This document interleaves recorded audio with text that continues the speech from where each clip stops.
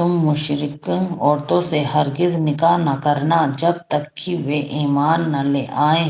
ایک مومن لونڈی مشرک شریف زادی سے بہتر ہے، اگرچہ وہ تمہیں بہت پسند ہو، اور اپنی عورتوں کے نکاح مشرک مردوں سے کبھی نہ کرنا جب تک وہ ایمان نہ لے آئیں۔ ایک مومن غلام مشرک شریف سے بہتر ہے، اگرچہ وہ تمہیں بہت پسند ہو۔ یہ لوگ تمہیں آگ کی طرف بلاتے ہیں، اور اللہ اپنے اذن سے تم کو جنت اور مغفرت کی طرف بلاتا ہے، اور وہ اپنے احکام واضح طور پر لوگوں کے سامنے بیان کرتا ہے۔ توقع ہے کہ وہ سبق لیں گے اور نصیحت قبول کریں گے۔ پوچھتے ہیں، حیض کا کیا حکم ہے؟ حیض کا کیا حکم ہے؟ کہو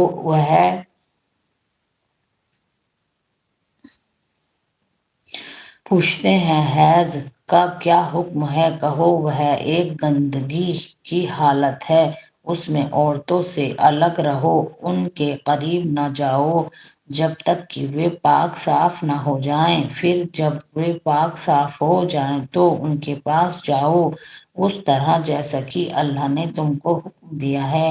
اللہ ان لوگوں کو پسند کرتا ہے جو بدی سے باز رہیں اور پاکیزگی اختیار کریں۔ تمہاری عورتیں تمہاری کھیتیاں ہیں، تمہیں اختیار ہے جس طرح چاہو اپنی کھیتی میں جاؤ، مگر اپنے مستقبل کی فکر کرو اور اللہ کی ناراضگی سے بچو۔ خوب جان لو کہ تمہیں ایک دن اس سے ملنا ہے، اور اے نبی، جو تمہاری ہدایات کو مان لے انہیں فلاح و سعادت کی خوشخبری دے دو۔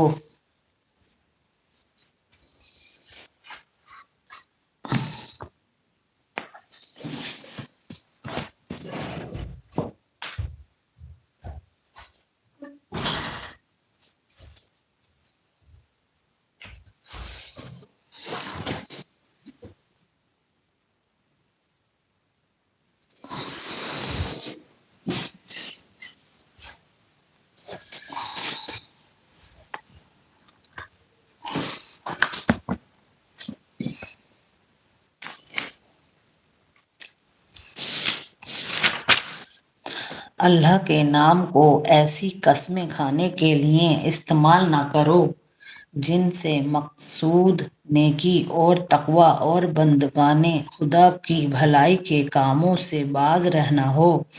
اللہ تمہاری ساری باتیں سن رہا ہے اور سب کچھ جانتا ہے۔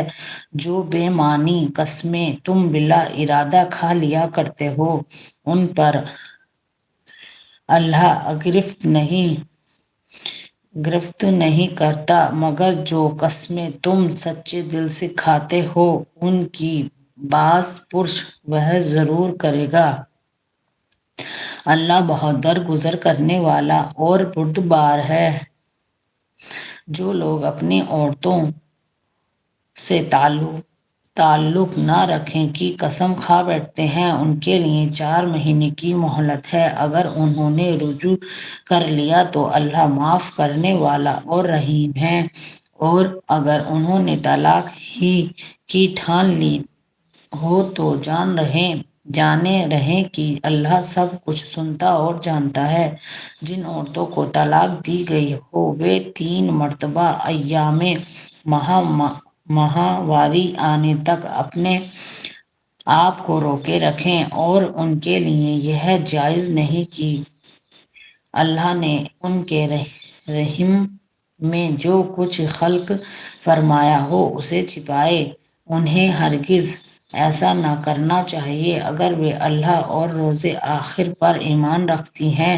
ان کے شوہر تعلقات درست کر لینے پر آمادہ ہوں تو وہ اس عدت کے دوران میں انہیں پھر اپنی زوجیت میں واپس لینے کے حقدار ہیں۔ عورتوں کے لیے بھی معروف طریقے پر ویسے ہی حقوق ہیں جیسے مردوں کے حقوق ان پر ہیں، البتہ مردوں کو ان پر ایک درجہ حاصل ہے، اور سب پر اللہ غالب اقتدار رکھنے والا اور حکیم و دانا موجود ہے۔